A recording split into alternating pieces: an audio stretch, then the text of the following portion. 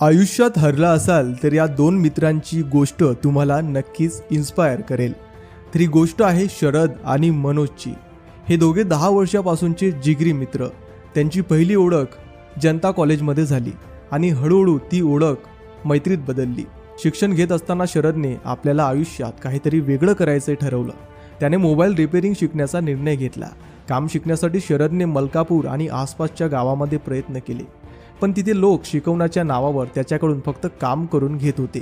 कुठेही समाधानकारक मार्गदर्शन त्याला मिळालं नाही. तरीही हार न मानता शरदने गिरणी गावात स्वतःचे एक दुकान सुरू केलं. पण अपूर्ण माहिती असल्यामुळे तो व्यवसाय लॉसमध्ये गेला. या अपयशाने शरद खचला नाही. त्याने ठरवलं की आता योग्य प्रशिक्षण घ्यायचं. मग त्याने पुण्याचा रस्ता धरला. त्याच्या या निर्णयामागे त्याच्या आई वडिलांचा मोठा हात होता. त्यांनी शेतात राबून कष्ट करून शरदला पुण्याला पाठवलं. पुण्यात शरदने मन लावून मोबाईल रिपेअरिंगचं प्रशिक्षण घेतलं. पूर्ण तयारीने तो परत मलकापुरात आला. पण आर्थिक अडचणींमुळे बाजारात दुकान भाड्याने घेणे त्याला शक्य नव्हतं. म्हणून त्याने एका छोट्याशा टपरीतून काम सुरू केलं. काही काळ काम चांगलं चाललं, पण ती टपरी अतिक्रमणात येत असल्याने त्याला ती बंद करावी लागली. पुन्हा एकदा शरद आयुष्याच्या वळणावर उभा होता. आता पुढे काय या प्रश्नासमोर त्याने एक दुकानावर काम करून थोडे पैसे जमवले आणि थेट नांदुऱ्याकडे त्याने मोर्चा वळवला. तिथे त्याला मार्केटमध्ये एक दुकान सापडलं.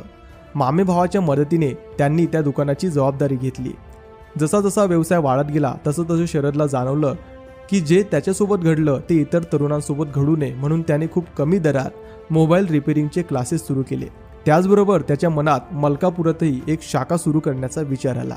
तेव्हा त्याने आपल्या जीवाभावाच्या मित्राला म्हणजे मनोजला या व्यवसायात सहभागी करायचं ठरवलं. शरदने त्याला स्वतः प्रशिक्षण दिलं आणि आता ते दोघे मिळून मलकापुरात आपलं दुकान चालवत आहे. शरद आजही तरुणांना एकच सल्ला देतो की तुमचं मन ज्या कामात लागतं तेच काम करा, कारण तेच काम एक दिवस तुमची ओळख बनेल.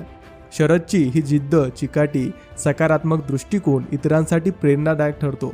अपयशाने थांबायचं नसतं, त्यातून शिकून पुन्हा उभं राहायचं असतं. हे शरदचं आयुष्य शिकून जातं.